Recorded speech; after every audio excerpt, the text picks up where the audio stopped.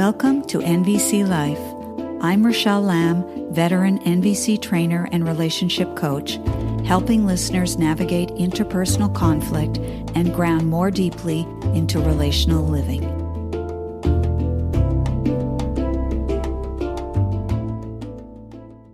Greetings, fellow humans. Today, I share part of a conversation I had 6 months ago with Melissa Schwartz.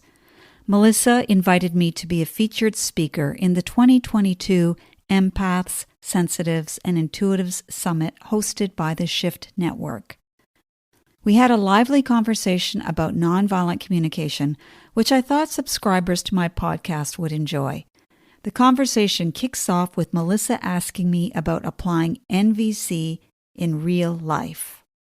Even expressing our own experience can be disconnecting for the other person and sort of cause them to turn away and not want to be open to listening. So I'm curious, because it sounds great in theory, how practical is it in real life? How challenging or difficult or easy is it to really integrate nonviolent communication into our lives? It's very simple. And it's very challenging. So typically when we're talking about a conflict situation, we're wanting to be able to support a person in best expressing themselves and hearing what's going on for the other person. So there are 4 simple steps, and it's very challenging to execute for the following reason. When people go into that place of being triggered, it's very, very fast. And it's very habitual. So there's these habits that people need to learn to overcome. But the 4 steps, which I will name to you, is when someone is saying something or doing something that you don't like, the first step would be to make a clear observation of what they're doing and make sure it's an observation and not an evaluation. For instance, I wouldn't say, when you ignore me, because what does that mean? What is the person actually doing? Maybe it's more like when you're texting someone while I'm speaking to you, okay?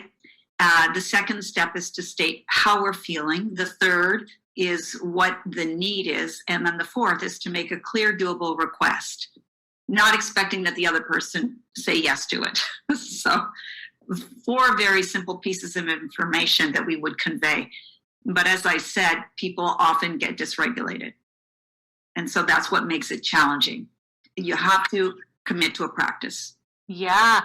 Thank you for outlining the steps. In that first one, where you were talking about offering an observation and not an evaluation, I was thinking, that's probably where most of us get tripped up, because it can be so challenging, especially for a sensitive person who feels deeply, to be able to process their emotion in the moment enough to simplify it into an observation, right? To go from I'm feeling rejected into, well, it's because you're texting while I'm talking to you, right? So I'm wondering if you have any tips or ideas about how people can work through that first step. That's the one, to me, that feels most, while simple, as you said, challenging to be able to do in the moment. One of the things you want to make sure is you're naming a feeling and not an interpretation of what someone else is doing.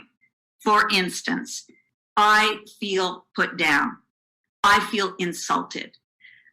I feel criticized. I feel judged. These are not feelings.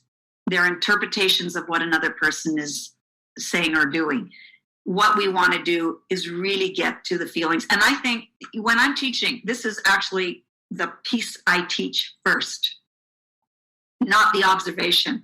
I touch on that, but I go straight to the feeling, because that's where there's so much that people are emoting in those moments. You want to learn how to be able to say something like, I feel really hurt, instead of, I feel put down, I feel betrayed. You see, that automatically creates defensiveness for the other person and for yourself. So you need to learn to put down the armor and say, I feel angry or I feel hurt, instead of the typical go-to language. And there are so many words that people use that are not feelings, even though they put the word feeling in front of it. That's so important. I want to pick this apart a little more with you because, again, I think for the sensitives, the intuitives, the deep feelers, because we feel so deeply, and most of us weren't really taught how to recognize and express our emotions in healthy ways in childhood, it's new for a lot of us as adults. And I like this idea that I think I'm hearing you talk about, which is stick with really simple, almost primary basic emotions as the way that you're expressing yourself. Sometimes I hear people say, I feel like you don't listen to me. And that's not an emotion. That's really a judgmental observation, right? Or whenever we use that, I feel like, we've lost the emotion. So I'm curious if you can just talk a little bit more for people who are listening, who are maybe saying, ooh, this is new. This is exciting. How do I get more connected to my emotions, about how else they can really state how they're feeling or even recognize how they're feeling if this is a new experience. You caught that one when someone says, I feel like, I feel that, I feel you, I feel it, she, I feel the government, whatever it is, you have left the zone of feeling and you've gone up into your head and you're evaluating something. It doesn't mean you don't have feelings. It means you're not talking about your feelings. And this is really important for people to recognize because it's so easy for relationships to break down at this point. I feel like you never pay attention to me. Instead, tune into the body. Really, people need to learn how to slow down. How do I actually feel? And it's scary. It's scary because you're sharing yourself. You need to be vulnerable. And the word vulnerable brings up a lot of fear for people because what does that mean? I can get hurt again. I don't want to be hurt again. But it's better to just really stand up and say what's happening to you. So I'm feeling hurt or I'm feeling scared. So say this, but then what you want to do is connect it to a need, which is the third step of the NVC process. And it actually is what makes the process so powerful because everybody feels as they do because there's a need that's driving them. So recognize that the root of the feeling is actually the need and any narrative you have too. Narrative, your story about what's happening is also impacting how you feel, of course. Yeah, so important. And I was thinking as you were talking about all of that, very often I'm thinking again about myself and sensitive people that I hear from. Usually then I need you to be different, which is such a powerless need because we can't control how other people behave. So I'm wondering if you can talk a little bit more about that fourth step of not expecting the other to actually do the requests that we're asking of them and setting aside our expectation of other people being different because we've walked through this process. Sure. I'm going to say this kind of in a humorous way, but because I like the way you just said what you said, so I'm going to bring it into what I'm about to say here is, when you don't clean up after yourself in the kitchen, I feel upset and frustrated because I have a need to have a sense that we're in a partnership. Would you be willing to change who you are? Okay, now this is being humorous, but I mean, in a way, that's what we're often doing. That's what's implied in there. And then the other person says, hey, you knew this about me when you met me. Why can't you just take me as I am? I have a need for acceptance. And so you can see how things get really challenging. Yes.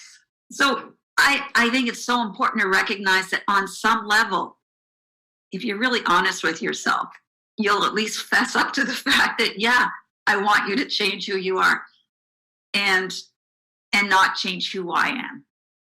But the easiest, or it's not that it's easy, but it makes more sense. The most logical, of course, is to change what you do have some control over.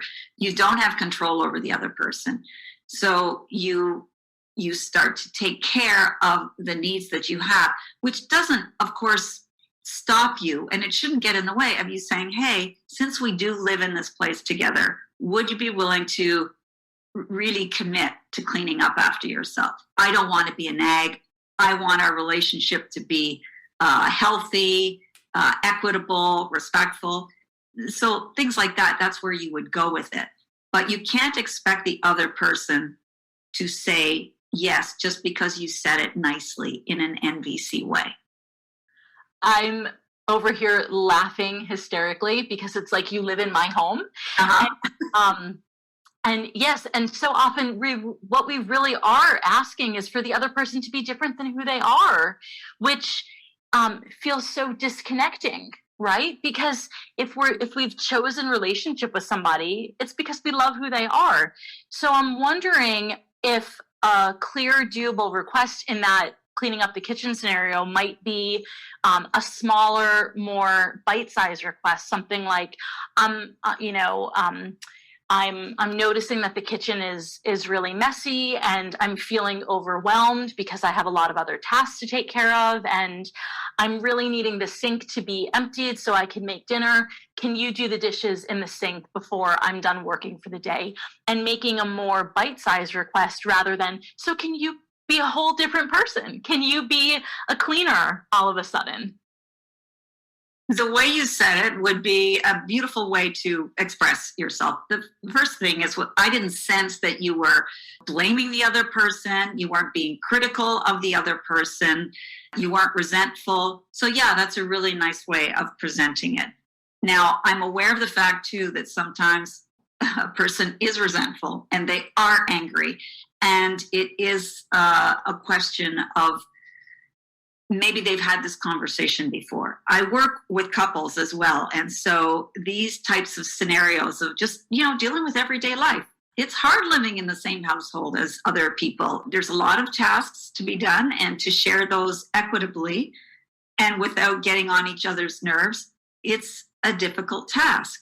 And so then it becomes more of a conflict resolution tool where you're going to sit down and say, hey, I am struggling. I almost screamed at you, but I held my tongue, which I'm glad I did.